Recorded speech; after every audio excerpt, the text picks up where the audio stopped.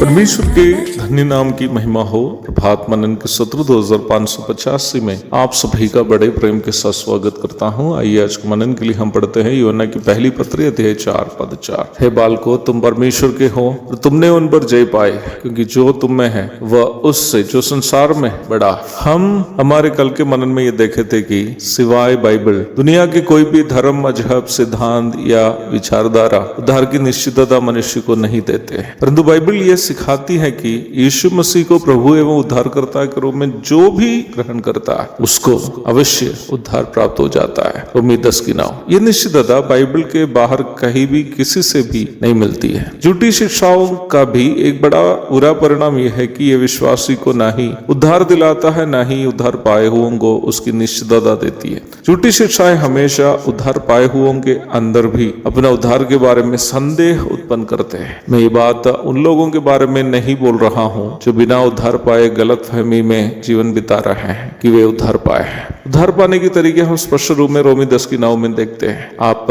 मसीहत के अंदर भी देखिएगा, जितने भी तथाकथित मसीह समूह सही शिक्षा से आगे बढ़ गए हैं, उनमें से किसी भी समूह उद्धार की निश्चितता नहीं सिखाते हैं। कोई मरे हुओं के लिए प्रार्थना करने के लिए सिखाता है, फिर कोई ये सिखाता है कि उद्धार कभी भी नष्ट हो जा सकता है। ये दोनों झूठी शिक्षाएं हैं जो एक ही सिक्के के दो पहलू के समान है। दोनों उद्धार की निश्चितता नहीं देते। वचन हमें स्पष्ट रूप में सिखाता है कि हम जिस उद्धार को पाए हैं वे कभी भी नष्ट नहीं हो जा सकता। यीशु मसीह के प्रस्ताव पर ध्यान दीजिएगा, और मैं उन्हें अनंत जीवन देता हूँ, वे कभी नष्ट न होगी और कोई उन्हें मेरे हाथ से छीन न लेगा। यूहन्ना 10:28। उद्धार की निश्चितता हमें बाहर से नहीं बल्कि वचन से ही मिलती है। वचन से ये सच्चाई हमारे साथ साझा करने वाला परमेश्वर की पवित्र आत्मा ही है। पवित्र आत्मा उस समय मिला जब मैं और आप उद्धार पाया। ये पवित्र आत्मा हमें उद्धार की निश्चितता भी देता है। झूठी शिक्षाओं के चंगुल में फंसकर